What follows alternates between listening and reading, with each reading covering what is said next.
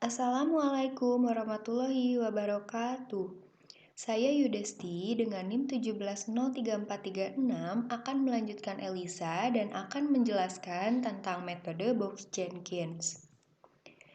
Metode Box-Jenkins digunakan untuk mengidentifikasi dan memperkirakan model statistik yang bisa diinterpretasikan sesuai dengan sampel data.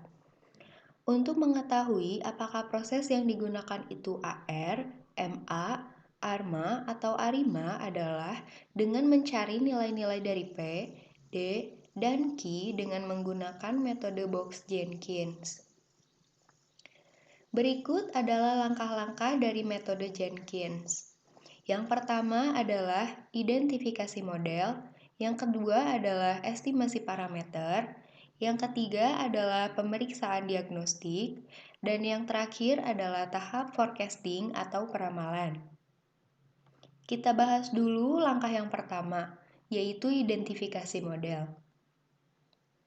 Alat utama dalam identifikasi ini adalah fungsi autokorelasi parsial, dan korelogram yang dihasilkan berupa plot dari FAK dan FAKP terhadap panjang lag. Apa itu FAK atau fungsi autokorelasi? Fungsi autokorelasi adalah korelasi antara nilai-nilai suatu deret berkala yang sama dengan selisih waktu atau time lag 0, 1, 2 periode atau lebih. Apa itu fungsi autokorelasi parsial? Yaitu suatu fungsi untuk mengukur tingkat keeratan antara YT dan YT min K apabila pengaruh dari time lag 1, 2, dan seterusnya hingga K min 1 dianggap terpisah. Yang harus digarisbawahi di sini adalah karena dalam praktiknya kita tidak mengamati teori FAK dan FAKP dan mengandalkan sampel dari persamaan FAK dan FAKP, sehingga estimasi FAK dan FAKP tidak akan sama persis dengan persamaan teoritisnya.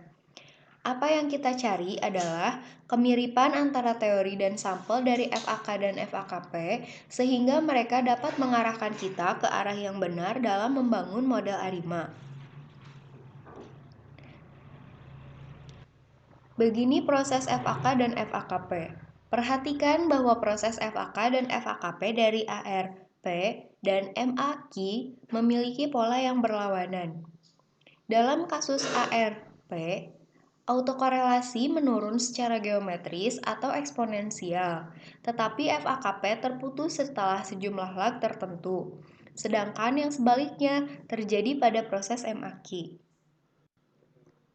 Ini adalah ilustrasi dari AR, MA, dan ARMA. Yang A ini adalah ilustrasi dari AR2 dengan alfa 1 sama dengan 0,5 dan alfa 2 sama dengan 0,3. Yang B ini adalah ilustrasi dari MA2 dengan beta 1 sama dengan 0,5 dan beta 2 sama dengan 0,3.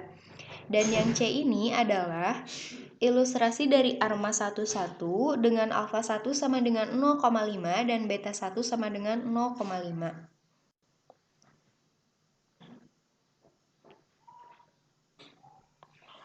Langkah selanjutnya adalah estimasi parameter atau estimasi model ARIMA.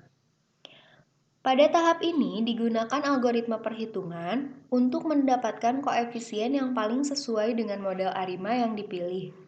Metode yang umum dan paling sesuai dengan model ARIMA ini menggunakan estimasi kemungkinan maksimum atau estimasi nonlinier kuadrat terkecil. Langkah yang ketiga adalah pemeriksaan diagnostik. Setelah menduga parameter, langkah selanjutnya adalah menguji apakah model sudah layak digunakan atau tidak. Untuk melihat layak tidaknya model dapat dilihat dari residualnya. Apabila residualnya white noise, maka model dikatakan layak. Dan sebaliknya, jika residualnya tidak white noise, maka model dikatakan tidak layak. Salah satu cara untuk melihat white noise ini dapat diuji melalui korelogram FAK dan FAKP dari residual. Apa itu white noise? White noise adalah galat yang tidak berkorelasi secara acak dengan rata-rata nol dan varians konstan. Bila FAK dan FAKP-nya tidak signifikan, ini mengindikasikan residual white noise. Artinya, model yang akan kita gunakan sudah cocok. Setelah dilalui tahap 1, 2, dan 3, dan ketiganya sudah dipenuhi, maka kita baru bisa melanjutkan ke tahap forecasting atau peramalan. Peramalan merupakan penjabaran dari persamaan berdasarkan koefisien-koefisien yang diperoleh, sehingga dapat menentukan kondisi di masa yang akan datang. Aspek selanjutnya dari metodologi BJ atau Box-Jenkins. Kami hanya menganalisis satu runtun waktu saja, tapi tidak ada yang tidak mungkin untuk metodologi BJ dapat diperluas menjadi 2 runtun waktu atau lebih. Topik itu akan jauh membawa kita, namun di bagian berikut kami membahas topik ini dalam konteks apa yang dikenal sebagai autoregresi vektor atau VAR. Berikut pemaparan tentang metodologi Box-Jenkins. Selanjutnya akan dijelaskan mengenai contoh kasus dan pembahasannya oleh rekan saya Yaritz. Sekian dari saya, mohon maaf bila terdapat kesalahan. Wassalamualaikum warahmatullahi wabarakatuh.